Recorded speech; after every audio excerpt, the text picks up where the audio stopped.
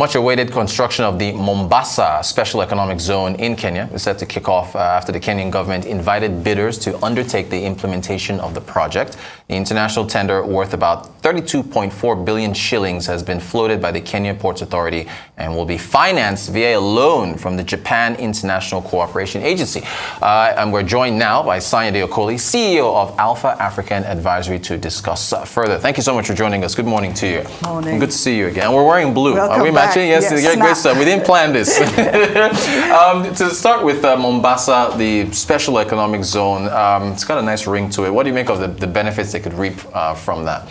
It makes a lot of sense in there. If you break down what the project's about, expanding the port, the Mombasa port already serves some of the other landlocked countries in East and Central Africa, so like Burundi, Rwanda, Uganda, etc. So it's a busy port. And then you're going to have the special economic zone, you're going to have a logistics hub, you're going to have an industrial zone. So I can see how that would attract a whole lot of investment and also generate revenue for the government. Yeah. I've never been. I do want to visit. I understand it's a beautiful coastal city, tourism melting pot. Makes sense to situate that there, where it is? Well, it would depend on exactly, to be honest, I haven't seen like on a map exactly where the zone will be vis-a-vis the beaches, etc., etc. Yeah. But given how key those beaches are, I would have to assume that they would be very sensitive and sensible in how they lay everything out. Okay. Now, the construction is being partly financed by the Japanese, the Japan International Cooperation Agency, JICA.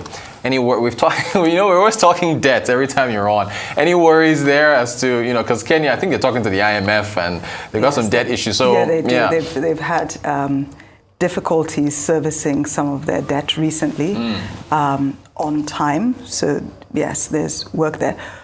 But this is clearly a strategic project. Yeah. They don't have the money, clearly. So if they're borrowing to do something like that versus paying government salaries, then for me it does make sense. What I thought was interesting was, as you said, they're going through the inviting bids. The main contractor has to be Japanese. Aha, that's it. Put that clause in there.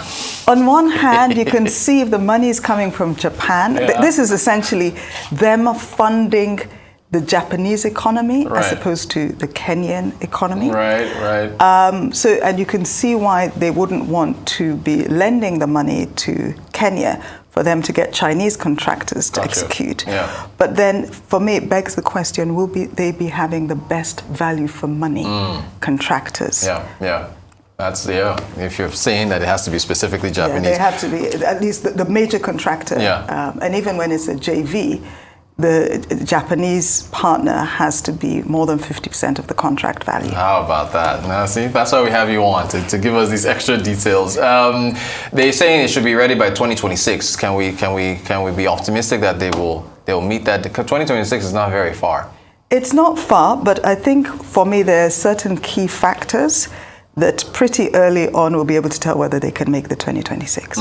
First of all, who they choose as contractors, because one concern is if it is a Japanese contractor and they're not in the JV, how well can they navigate the shall we say, yes, it sounds better. I was going to say idiosyncrasies, but how well can they navigate? Because, as you know, execution is key. Indeed. And in some of these environments, you really need to understand the terrain. You need to know what's what, who's who, and how best to weave to make sure you can deliver. Yeah. So the choice of the contractor, I think, for me, would be a key success. Yeah, and success get into 2026. Factor. Yes. Yeah. Well, speaking of Japanese, what do you make of the announced that they could possibly have direct flights between Nairobi and Tokyo? Think about it. They're about to execute a huge contract. You know, it's like we're gonna make it easier, right? Flying back and forth. Yes, exactly. To build the ports. Again, it makes sense. You know, they're being strategic, they're being sensible, they're being pragmatic. Yeah. It's not a surprise. It all comes together. It all comes together. What's next now? The speaking of flights, the Kenya Airways saying that, hey, we might not be able to pay salaries as a result of this strike. And we've talked a lot about airlines, you and I, on the show. Can that participate in another strike? The fact that they can't pay their salaries? Well, to my mind, the question is, which is the chicken and which is the egg? If we step back, so as you said, a union representing about 400 pilots have gone on strike. Yeah. Why? Trying to push the whole issue of pension contribution and payment of some back salaries from the COVID times. But in so doing, they've ended up with a result of the airline having lost about $10 million over the 4-day period. Ouch. So they are now not in the position to be able to pay salaries for November, and think November salary is what we use for our Christmas spend the world over. That's going to be delayed. They had been hoping to pay November 2021 and December 2020 back salaries this month. That plan has been compromised. So, you know, it's a case of, you know, I often talk about taking a holistic approach to things and thinking of the unintended consequences. I think this is a case of the unintended consequences. I think had the pilots realized that this would likely happen, they might have delayed it till, well, not January, because we all know January is a dry month. Maybe February, when they've recovered from Christmas.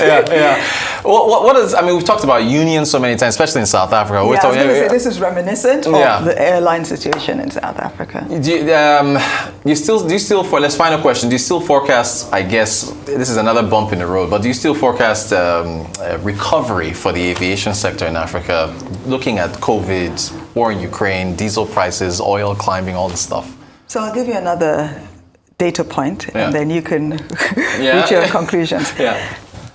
Kenyan Airways has been loss-making since 2012. Good gracious. I.e., pre-COVID. They're half owned by the government, and the government has been having to fund the losses. But the government, as we know, their finances are stretched, and part of why it was stretched was their fuel subsidies, which the new president just got rid of. I love how you're connecting all this together. So something is going to have to give pretty quickly, so we don't end up in a South African Airways situation where they're going to have to file for some kind of protection. That's from my humble opinion, because there's only so long you can keep making a loss. I think you got to turn things around at some point. Humble opinion and an expert opinion. That's why we have you on the show. So it's great to see you. Thank you so much for joining us again. Sanyade Okoli, CEO, Alpha African Advisory. Thank you so much.